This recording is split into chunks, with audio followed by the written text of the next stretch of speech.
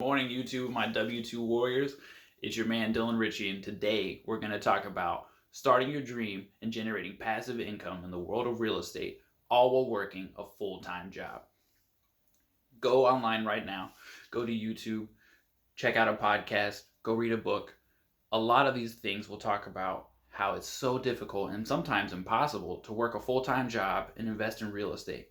They'll tell you must have a property manager, or you're going to hit some a crippling fear, such as a roof falling in and a tornado is going to come and ruin all of your wealth, and you would have wasted your time and money, and now you have to work until you're 70 years old and waste your entire retirement.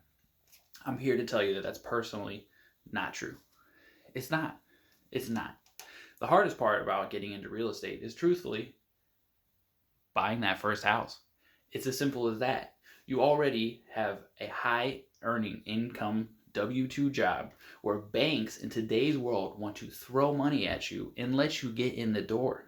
The only thing that's truly getting in the way is fear, uncertainty, and doubt. That being said, let's not focus on the bad stuff, because it really is very simple.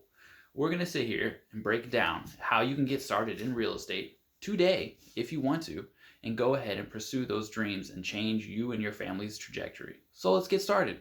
First part is you have a job. Yay! You're farther along the line than most today. You're very fortunate in being impacted by COVID-19 and things of that nature, where you have a full-time job. You're making income probably every 2 weeks, a set amount. Maybe you work some overtime, but we're going to talk about what's your regular W-2. So if you work a W-2 job and you have an excess of 3 to 6 months of your normal cost of living right now, pause. You have a little bit of homework to do. I would pause this right now and just get a rough feel for what it costs for you to live every month. Food, groceries, rent.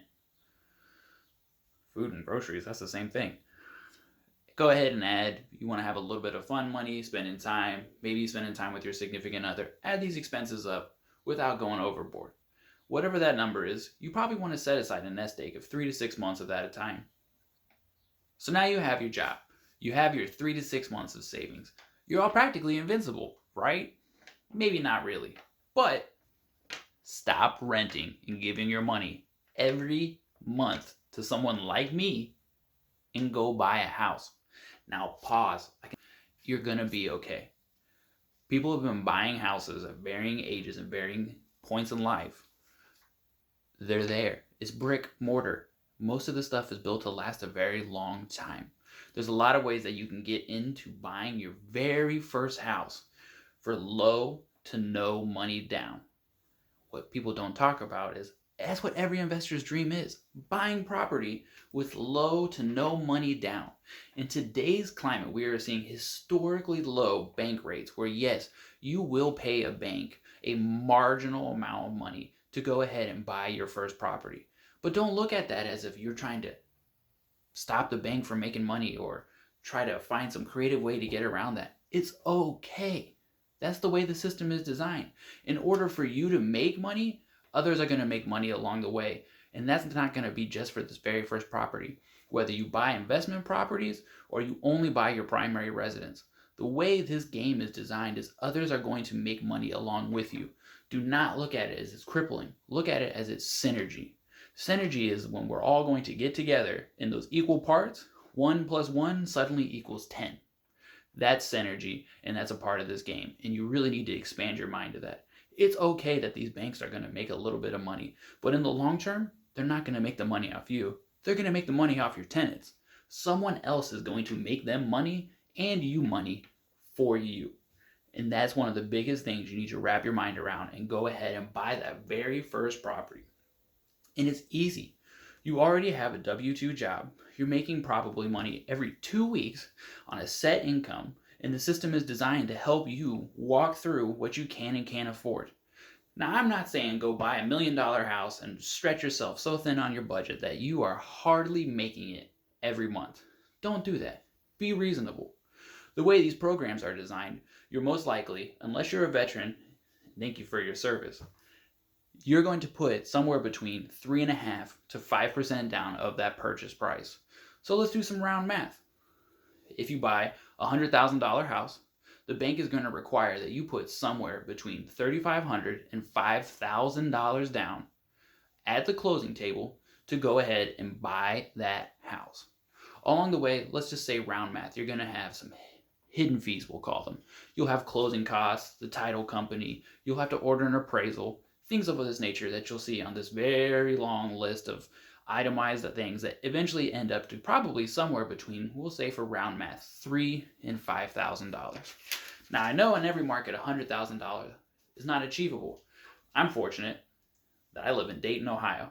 And Dayton, Ohio is part of the Rust Belt, where we have older housing stock where many of these homes are somewhere between 50 and 100 years old, and they've been renovated once or twice along the way. So you have strong bones with things updated to today's 2021 standards. So that was a $100,000 house example. In your market, no matter where you are, unless you're way West Coast, which I truly can't comment on, I'm not an expert on anywhere else but Ohio, you're going to probably find a way into the door between $100,000 and potentially the lower $200,000 of a house. With a $200,000 house, your 5% down payment is only going to be $10,000. Whoa, $10,000? In the grand scheme, that's not that much money. Think about all the money that you're going to generate over your lifetime. $10,000 to get into almost $250,000 piggy bank that has so many complicated benefits. I won't waste your time going through it. It's worth it. So you have a $10,000 down payment, and then you have $5,000 in closing costs if the seller doesn't pay them all for you. So for $15,000, you have the largest piggy bank probably you and potentially your family have ever seen, and that's just the very first one. That's something to celebrate.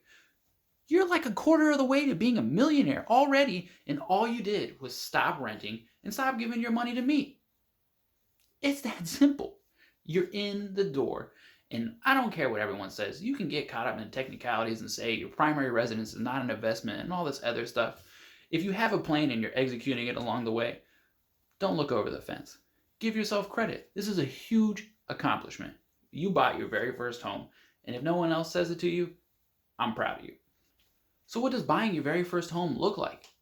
Honestly, you have a lot of options. You can buy a single family home. You could buy a duplex. You can try to buy a duplex, a 2, 3, or a 4 unit, but truthfully in today's market, that may be a little complicated. I'm not telling you not to do it. In fact, I know people that have been successful.